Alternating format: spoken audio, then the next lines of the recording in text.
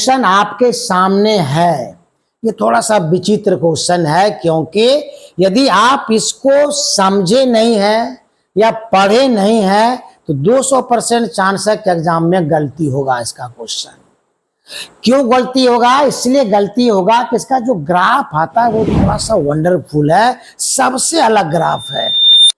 तो कैसा ग्राफ है? पहले क्वेश्चन कर रहा है किसी प्रिज्म में विचलन कोण और आपतन कोण के बीच में संबंध स्थापित करें। कैसा रिलेशन है? किसके घटाने से कौन बढ़ेगा या क्या होगा, किस तरह का रिलेशन है, आपको ये बताना है पब्लिक को। यहां से सिर्फ ऑब्जेक्टिव क्वेश्चन आएगा एग्जाम में, और आगे का जो थ्योरी का क्लास होगा वहां पर इसी की प्रिज्म का सूत्र निकालेंगे, तो वहां पर ही आपको इसका कंसेप्ट यूज होगा।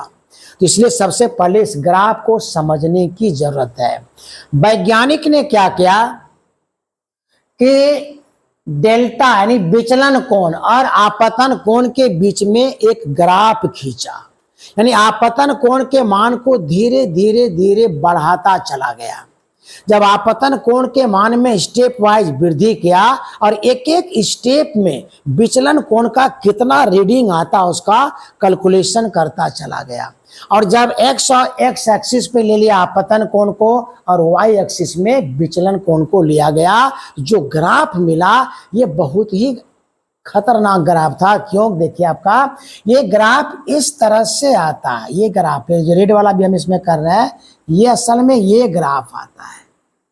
अब इस ग्राफ को थोड़ा सा देखिए आप कि जैसे जैसे हम आपतन कोण के मान में वृद्धि करते जाते हैं वैसे वैसे ये विचलन कोण का मान धीरे धीरे घटता चला जाता है। यानी आपतन कोण के मान में वृद्धि और विचलन कोण के मान में कमी हो रहा है। तो वैज्ञानिक उसको नोट करते जा रहा है। तो अब तो दिमाग में बैठा था किसको बढ़ा रहे थे, क्या है, घट रहा है। लेकिन घटते घटते एक ऐसा सिचुएशन आया कि विचलन कोण का मान मिनिमम हो गया, न्यूनतम हो गया। और इस विचलन कोण के बाद फिर जब आपतन कोण के मान में वृद्धि करना शुरू किया तो देखा कि विचलन कोण का मान अब बढ़ने लगा।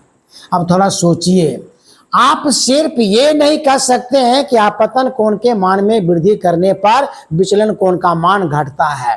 आप ये भी नहीं कह सकते हैं कि आपतन कोण के मान में वृद्धि करने पर विचलन कोण का मान बढ़ता है, क्योंकि यहाँ पे घट भी रहा है और बढ़ भी रहा है, दोनों हो रहा है। और एक समय इसका वैल्यू कितना हो जाता है, न्यूनतम हो जाता है।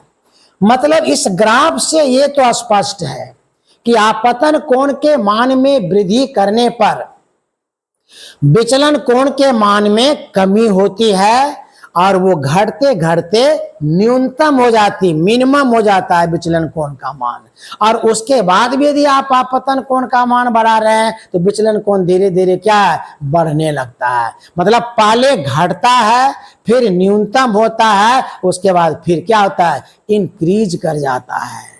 इसका मतलब आपतन कोण के मान में वृद्धि करने पर, यह पॉइंट आपके लिए इंपॉर्टेंट होगा, विचलन कोण के मान में पहले कमी होती है, फिर न्यूनतम हो जाता है और क्या होता है, फिर बढ़ने लगता है। ये ग्राफ में स्पष्ट दिया हुआ है, बट यहाँ पे एक दो पॉइंट बहुत ही सुंदर है, उस पर थोड़ा सा फोकस करने की जरूरत।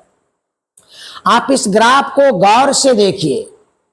इस ग्राफ को गौर से यदि आप देखेंगे, ये है न्यूनतम विचलन। जब विचलन कोण का मान बहुत ज्यादा है और यहाँ पर देखिए विचलन कोण का मान बहुत क्या है, कम है। अधिकतम विचलन कोण होता है तो क्या होगा, कम। मिनिमम विचलन कोण होगा तो क्या होगा, अधिकतम विचलन कोण यहाँ पर है। अब इसके लिए एक आपतन कोण का मान ये है आई, और इसी विचलन कोण के लिए एक आपतन कोण का मान दूसरा क्या है, आए डैश। मतलब एक ही अधिकतम विचलन कोण में आपतन कोण का मान कितना है, 2 है।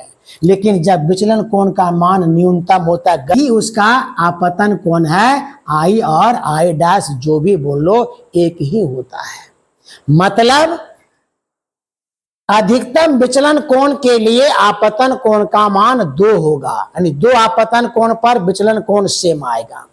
और यदि न्यूनतम विचलन कोण है उसके लिए आपतन कोण का मान एक ही होता है। जो यहाँ पर आप देख रहे हैं ये न्यूनतम विचलन कोण है, इसके लिए एक ही आपतन कोण ये है, लेकिन अधिकतम विचलन कोण के लिए एक आपतन कोण आए और दूसरा आपतन कोण क्या यहाँ पे आए डैश है। ये सारा पॉइंट आपको यहाँ पे हम लिख भी दिए हैं क्या हो रहा है। एक चीज आपको और जानने की जरूरत है, क्योंकि अगला क्वेश्चन जो आपका आएगा प्रिज्म का सूत्र, उसमें न्यूनतम विचलन कोण के लिए ही होता है। ये दिमाग में सेट कर लेना कि न्यूनतम एक ही आपतन कोण। अधिकतम विचलन कोण का मतलब धनिक आदमी, उसके लिए कम से कम कितना, 2 विचलन कोण आई और आई डैश।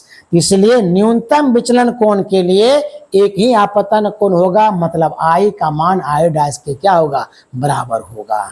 इस ग्राफ के सहायता से हम लोग ऑब्जेक्टिव क्वेश्चन को सोल्व करेंगे और अगले क्लास के थ्योरी में इसका उपयोग करके प्रिज्म का सूत्र डेराइव कर लेंगे।